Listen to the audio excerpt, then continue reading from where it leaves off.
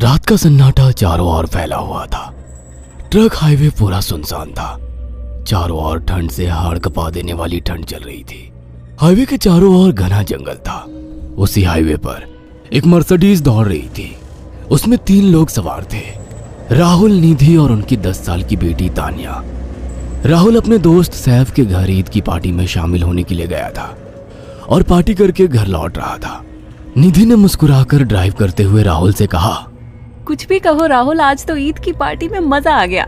हाँ, मेरा दोस्त बहुत ही बिंदास और हंसी मजाक करने वाला व्यक्ति है। मैंने देखा उसके घर पर शहर की एक से एक बड़ी हस्ती थी, मगर फिर भी वो उन सबको इग्नोर करके हमें इम्पोर्टेंस दे रहा था। हाँ, देगा क्यों नहीं, आखिर मेरा दोस्त जो है। सच में राहुल, अमेरिका से इंडिया लौटकर बहुत अच्छा फील हो रहा है। वैसे तुम्हारा दोस्त सचिन अभी तक नहीं आया अमेरिका से? निधि की बात सुनकर राहुल चौंक कर बोला, ओह शिट यार, उसका फोन आया था कि वो इंडिया आ रहा है। उसने बोला था कि मुझे एयरपोर्ट पर पिक कर ले। निधि बहुत नाराज होगा वो। कोई बात नहीं, उससे बोल देना कि तुम्हें बिल्कुल याद नहीं रहा, और फिर तुम्हें सैफ की इनवाइट की हुई ईद पार्टी में भी तो शामिल होना था। निधि ने इतना बोला ही था कि उसकी बेटी तानिया ने अपनी माँ की ओर देखकर कहा, मुझे भूख लगी है माँ, और प्यास भी। तानिया की बात पर निधि ने बुरा सा मुंह बनाकर उसकी ओर देखकर कहा, पार्टी में तो इतना खाया था तुमने, फिर भी भूख लगी है। निधि की बात पर तानिया ने मासूम सा चेहरा बनाकर कहा, कोई बात नहीं मम्मी, मुझे पानी ही पिला दीजिए। कितनी बार बोला है मुझे मम्मी मत बोला करो। पानी अभी नहीं है, आगे जाकर कोई शॉप पड़ेगी तो बोतल खरीद के दे दूंगी। निधि की बात पर राहुल ने मुस्कुराकर कहा, छोटी बच्ची है निधि, इतना नाराज होना सही नहीं है। राहुल ने इतना कहा ही था कि अचानक एक काली परछाई राहुल की कार के सामने आकर खड़ी हो गई। राहुल के पैर अचानक ब्रेक पर पड़ गए। गाड़ी तेज रफ्तार में थी। ब्रेक अचानक लगने से पलटते पलटते बाल बाल बची थी।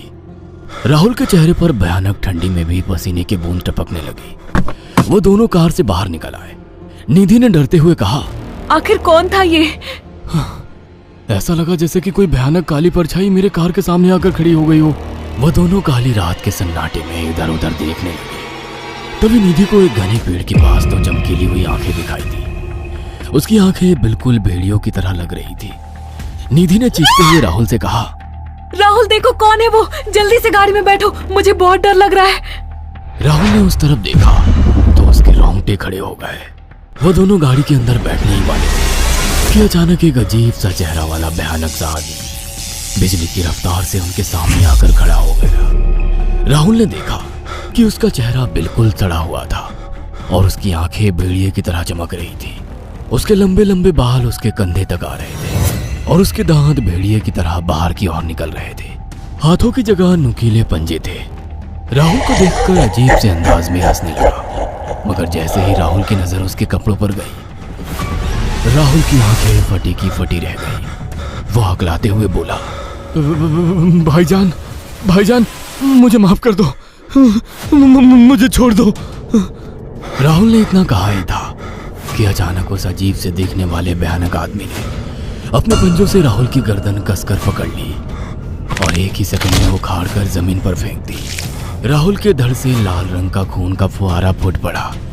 इस भयानक मंजर को देखकर निधि के गले से एक जोरदार चीख निकल गई। निधि इससे पहले भागती कि अचानक उस भयानक दिखने वाले आदमी ने निधि को पकड़ लिया और अपने नुकीले पंजे उसके पेट में गड़ा दिए और उसकी अतड़ियां बाहर निकाल दी। निधि के एक दिल दहला देने वाली चीख सन्नाटे को चीर गई। अचानक हवा का एक बवंडर उठा और वो भयानक सा दिखने वाला व्यक्ति देखते ही देखते बवंडर के साथ गायब हो गया। तानिया ने डरते डरते निधि के मोबाइल से पुलिस और सैफ को बुला लिया और कुछ ही देर में वहां चारों ओर पुलिस की गाड़ियां थी। पुलिस ने राहुल के दोनों दोस्त सैफ और सचिन को वहीं बुला लिया। इंस्पेक्टर अर्जुन ने दोनों से कहा, मैंने ऐसी हत्याएं अपने करियर में कभी पहले नहीं देखी। ये काम तो ना किसी जानवर का लगता है, ना ही किसी इंसान का। सचिन कपकपाती हुई आवाज में बोला, आप कहना क्या चाहते हैं? कुछ कह नहीं सकता। जिस किसी ने भी इन दोनों को मारा है उससे एक बात तो साबित होती है कि वो इन दोनों से हद से ज्यादा नफरत करता था। अब सारी सच्चाई तो यह बच्ची ही बता सकती है। इतना बोलकर इंस्पेक्टर अर्जुन तानिया के पास चला गया। जो बेहद डरी हुई थी।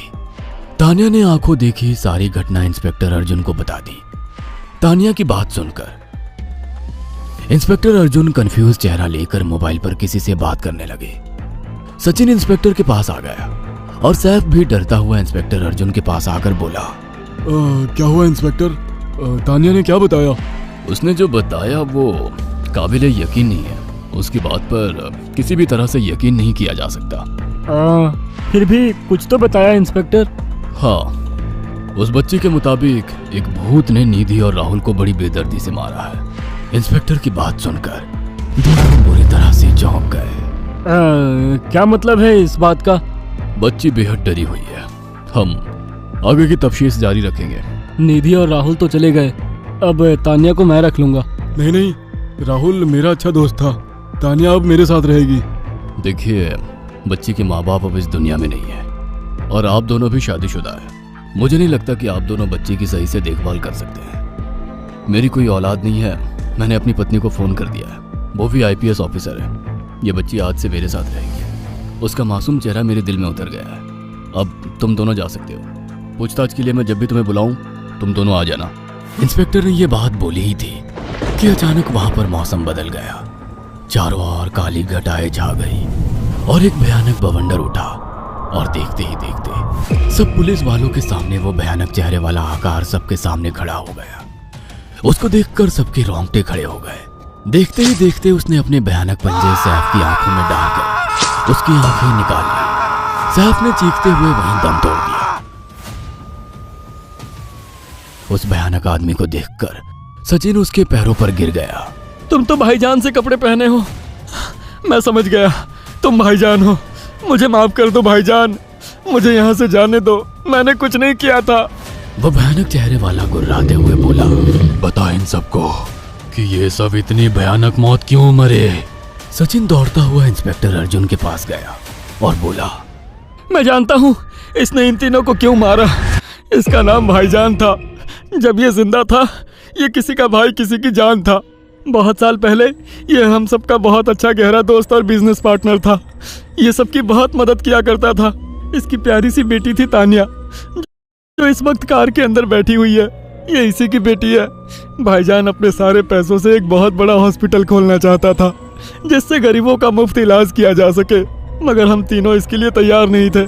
हमारी नीयत उसकी दौलत पर खराब थी और एक दिन हम सब धोखे से ईद के दिन भाईजान को यहाँ ले आए और इसे मारकर फेंक दिया। तो फिर तुम सबने इसकी बेटी को क्यों जिंदा छोड़ दिया? हमें बाद में पता लगा कि भाईजान ने सारी जायदाद अपनी बेटी के नाम कर दी है, इसीलिए हमने भाईजान की पत्नी को भी मार दिया। और तानिया का तुम 18 साल की उम्र पूरी करने का इंतजार कर रहे थे ताकि सारी जायदाद अपने नाम करा सको और बाद में उसे भी ठिकाने लगा सको। इसी के लिए तुम दोनों इस मासूम बच्ची को अपने साथ रखने की जिद कर रहे थे। जी, आपने बिल्कुल सही कहा। हम तानिया को भी इसी जगह लाकर मार देते। सचिन की बात सुनकर इंस्पेक्टर अर्जुन की आंखों में खून उतर आया। इंस्पेक्टर अर्जुन के कुछ कहने से पहले ही भाईजान बिजली की रफ्तार से इंस्पेक्टर अर्जुन की आंखों के सामने से सचिन को पकड़कर ले गया और उसके शरीर के टुकड़े टुकड़े कर दिए और हवा में उठे एक तेज बवंडर के साथ गायब हो गया। सारी घटना इंस्पेक्टर अर्जुन की आंखों के सामने हुई थी। तानिया को इंस्पेक्टर अर्जुन और उसकी पत्नी ने अपनी बेटी की तरह पाला। अगर आपको हमारी ये कहानी पसंद आई हो तो इसे लाइक और शेयर करना ना भूलें। साथ ही ऐसी और नई कहानियों के अपडेट्स पाने के लिए हमारे चैनल अक्षु टीवी को जरूर सब्सक्राइब करें।